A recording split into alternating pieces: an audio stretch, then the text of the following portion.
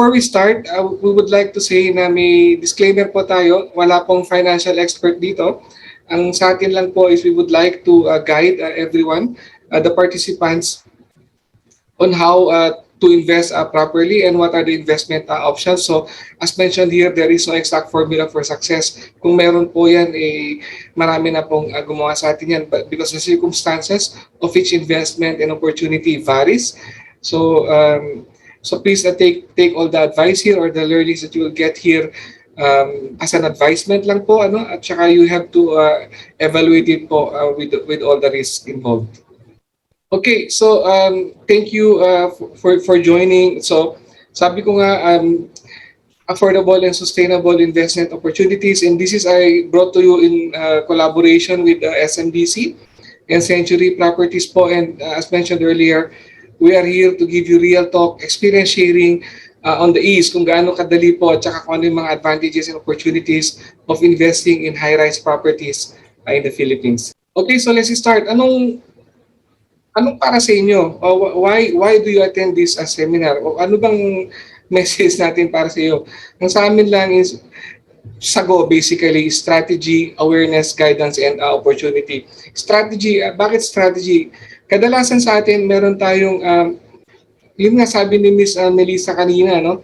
Ang akala niya kapag nag-i-invest ka sa real property, kailangan mo ng million kaagad. Hindi po. So sabi ko nga rito sa strategy, no money now, no money later, no problem. Meron po tayong mga options on how to approach things. Awareness din po, ano ba yung mga different options. I-discuss po natin lahat yan. Hindi po como sponsor tayo ng Century at saka ng SMBC ay puro i-divert natin yung discussion towards property investment. And then of course, a guidance, you let us know if you want something, and we will guide you through it in detail po, and we will have that breakout session later on para ma-discuss yan. And then of course, opportunities. Ano ba yung mga opportunities when it comes to investing? Because when we talk about investing, we normally think na investing your money will grow. But in between, meron din po ang opportunities po yan, and we will talk about that later on, aside from the main purpose of investing. Okay, so just back to basic lang po tayo, no? Basic ways to earn money. So the first step is selling your time. So basically, this is being an employee, which most of us are, right? Hanggat meron kang tinatawag na boss or employer, empleyado ka. So ito yung pinakamadaling way of earning money. So hindi ko na masyadong i-discuss to, but we know na mahirap ang maging empleyado, hindi yan sustainable, especially kung OFW ka, hindi yan panghabang buhay. Okay, so that's the first step of earning money. Second step is having your own business. Sa atin, especially mga OFW, and maybe even non-OFW, this is our dream, right? Magkaroon tayo ng, mag-abroad tayo, mag-ipon, pag-uwi, mag-business tayo. Pero teka lang, right?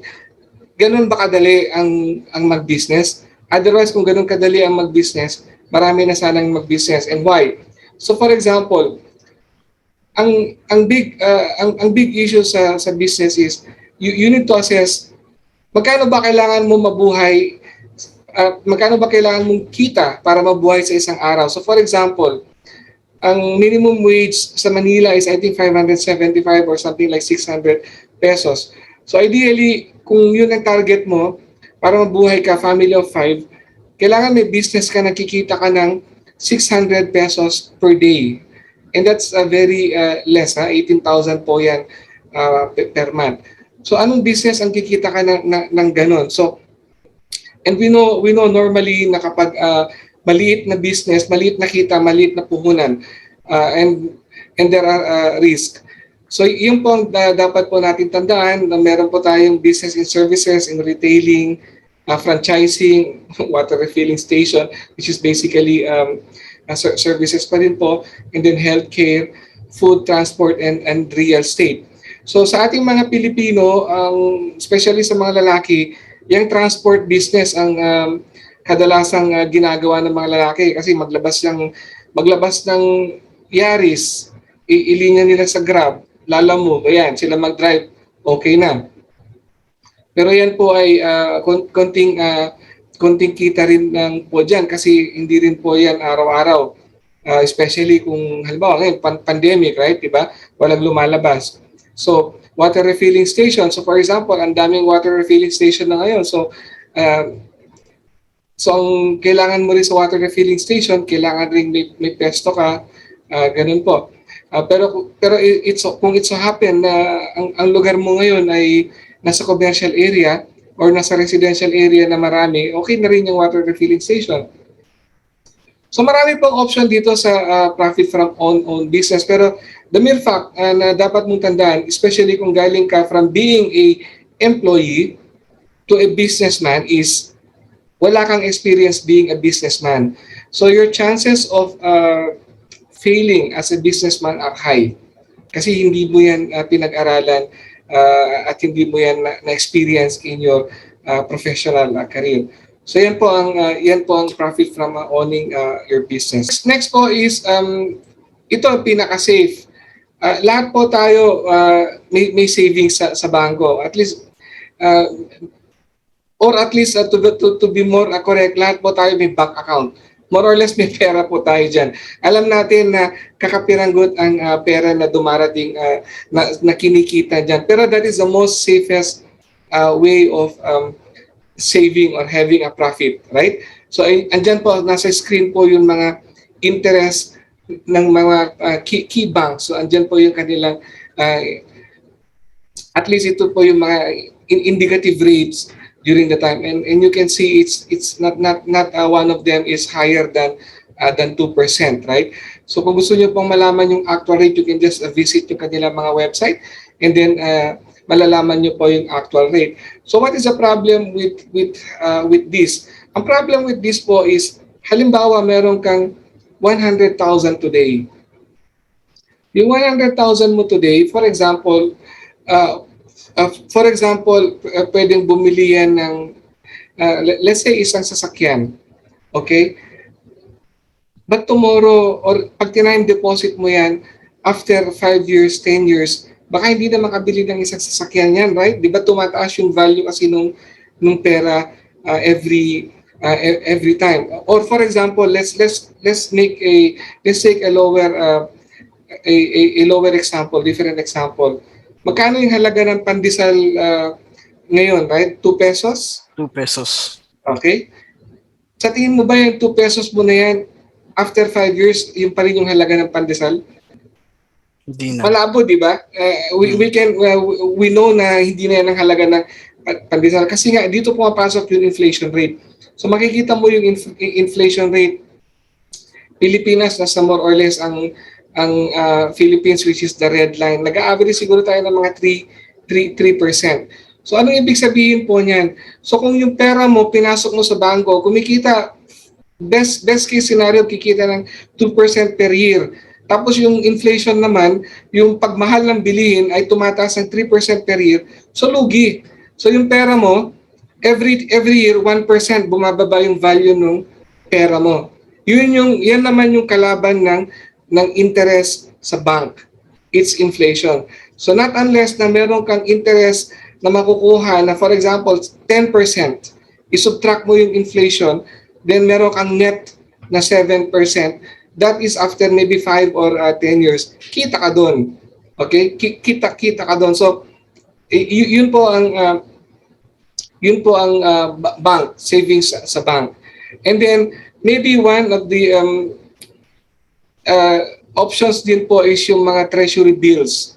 Ito, treasury bills, treasury notes, ito naman ay parang pinapahiram mo yung pera mo sa gobyerno or nag-invest ka sa gobyerno. Pwede rin, as an OFW, nakikita po natin lagi ito, SSS Fund, Pag-ibig, Savings Fund. So, pwede mo rin i-explore po yan. Pero again, very meager po ang interest nito, maybe 4% maximum.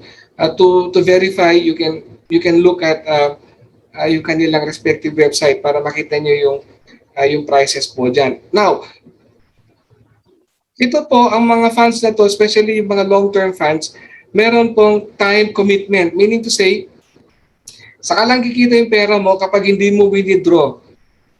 within the committed time. So kung ang committed time ay 5 years, so dapat hindi mo yung gagalawin ng 5 years. Ang problem, kapag nagkaroon ka ng financial crisis, withdraw mo yan, hindi ka bibigyan ng interest. So wala, sayang yung 4%, 6%, whatever was the promise in these investments, okay? Okay.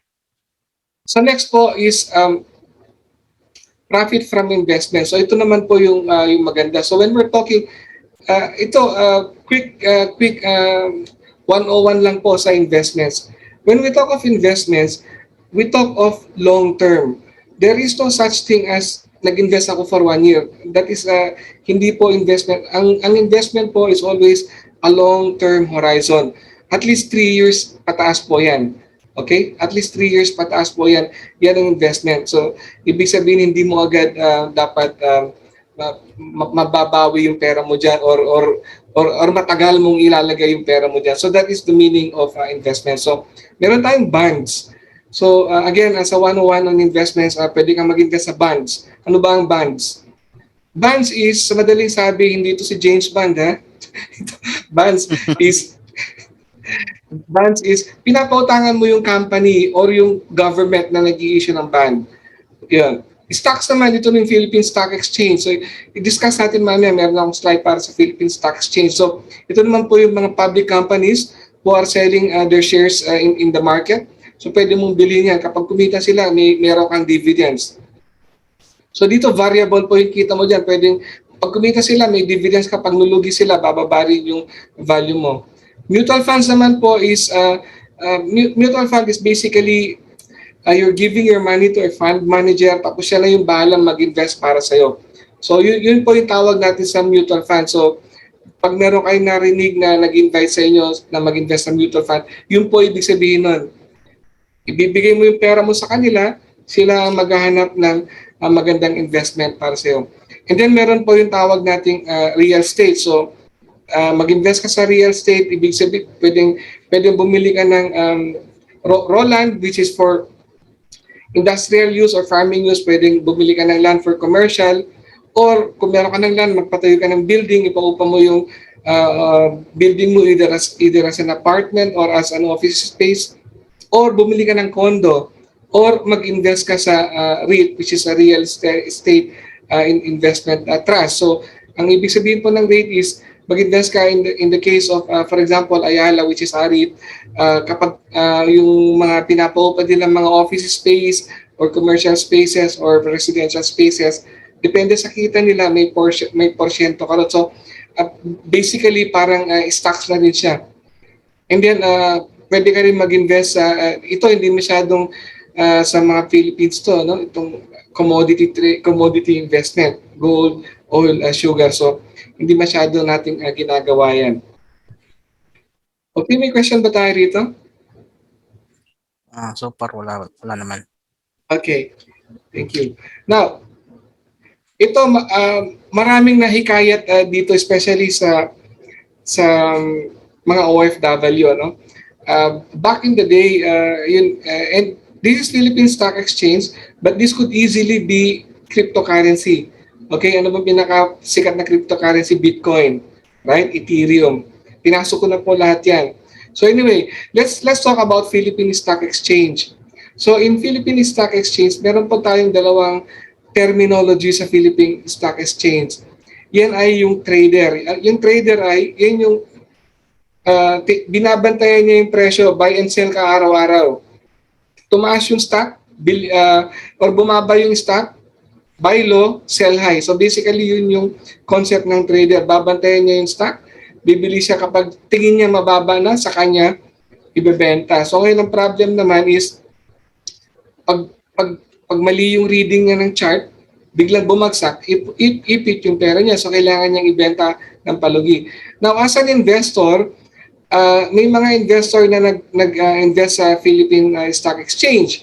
So for example, and again, what I'm saying is, the term investment is, dapat ang pera mo dyan at least 3 years and above. So yung mga nag-invest to 2008, so makikita nyo nung January, right? 2019, mataas pa yung Philippine Stock Exchange. Nasa 9,000 ang value po niyan. Ngayon, so natutulog lang siya, alam niya tumataas yung pera niya, hindi niya alam magmula nung 2019, bumagsak na po yan. Nasa 8,000 level na po yan. And then 2020, hindi nabantayan, pumasok si COVID, bumagsak sa kalahati, naging 4,500. So dito maraming umiyak. Dito yung mga companies na paboritong ini-invest ng ating mga kababayan. Jollibee, number 1 yan. DDO, yan. Jollibee ang bumagsak ang Jollibee. So maraming nalugi dyan, maraming naiyak dyan, maraming naipit sa madaling sabi. Ipit is a terminology na ginagamit natin mga Pinoy kapag naipit yung pera mo kasi hindi mo mai-withdraw. Kasi kapag binenta mo yung share mo today, mura lang yung presyo niya. So lugi ka. So kaya sabi niya na naipit. So yan po. So slightly now, nakikita natin nagre-recover yan. I believe with the announcement ng MECQ tomorrow, tatasa naman yung value ng stocks. So kapag but you as an investor, wala kang pakialam sa day-to-day na that's happening in the economy. So dapat nakatingin ka lang sa long term. So dapat as an investor, wag kang magpapanik na bumagsak yung pera mo. Although of course you cannot avoid na yung 9,000 ko na binili kong isang share, ngayon nasa 4,500. Okay, tumaas ng konti na nasa 6,000. So hindi mo maiwasan yan kasi ang kalaban natin sa Philippine Stock Exchange is yung emotions natin. And this is where yung mutual fund is what they call this is favorable kasi meron kang fund manager na mag-i-invest para sa'yo. Siya wala siyang emotion dahil una-una hindi niya pera yung nilalaro niya. Hindi niya pera yung in-invest niya. So maybe for him, he doesn't care whether it wins or lose.